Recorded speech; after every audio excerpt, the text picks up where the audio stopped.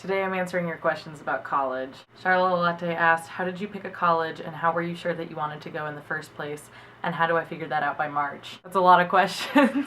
I always just knew I was going to go to college. That's how it was in my hometown. Everybody went to college. So there was always kind of that expectation. Although for some people it's not the right choice. One of my best friends isn't going to college. She's just staying behind and working because she doesn't know what she wants to do, and that's okay. For a lot of professions, it's not a requirement. So if you don't want to go to college, you shouldn't go to college. It's a lot of money. However, there's so much that is valuable about college, even if you don't end up using your degree specifically in the field that you're going to go into. When I was looking at colleges, I first started off looking at really small colleges that weren't much bigger than my high school. My high school had 1,200 kids, and I was looking at schools that were about 2,500 and less. I also have the advantage of having a sister who's only a year older in school, so her sophomore year, my freshman year of high school, we went on a trip to the East Coast to kind of travel around and look at colleges. During that trip, we both realized that 2,000 kids at a college is way too small for both of us. We both ended up at medium-sized colleges. Hers, I think, has 6,000 and mine is about the same. That size is perfect for me. At my high school, I felt like I knew everybody and I felt like I couldn't really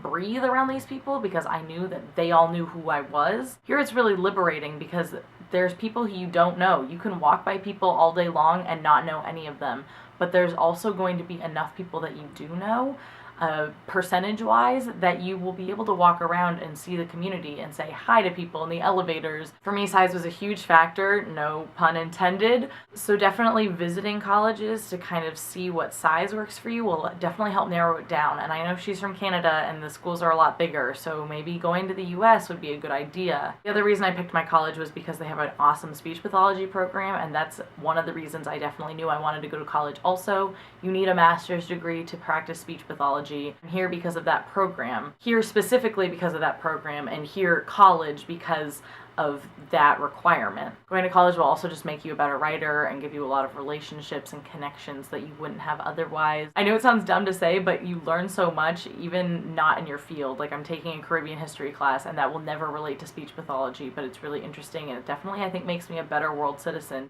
Bipolar Bananas asked, how often do you go home for the weekend? And when I read this, I was actually having like a really homesick moment. I like almost started crying. I never get to go home for the weekend. I'm originally from Portland, Oregon, and I am in upstate New York, so going home for the weekend is not a possibility. A lot of people are going home for fall break, which is the middle of October, and we have the Thursday, Friday off, plus the Saturday and Sunday, of course. The weekend before that is actually Parents' Weekend, and my parents are not coming, and I am not going home. And I decided I didn't really want to be here while everybody else was at home, because that was going to make me really sad. So I signed up to go on a volunteer trip to Syracuse. So instead of being lonely and doing nothing but watching Netflix for 4 days, I'm going to go and feed the homeless, and I think that's a better use of my time, to be honest. It's not just that I don't even get to go home for the weekend, I'm not even going home for Thanksgiving break, and we even have an entire week.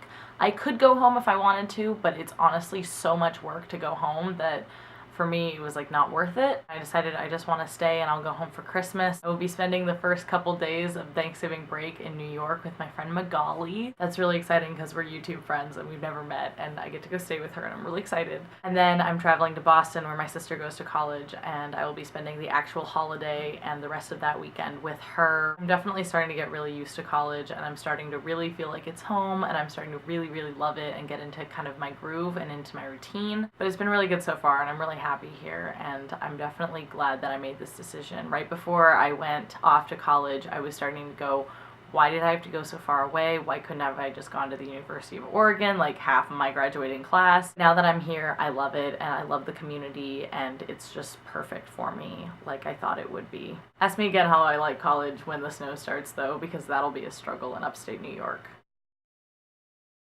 A couple people requested a dorm tour in my little Q&A section, so I will definitely do that soon.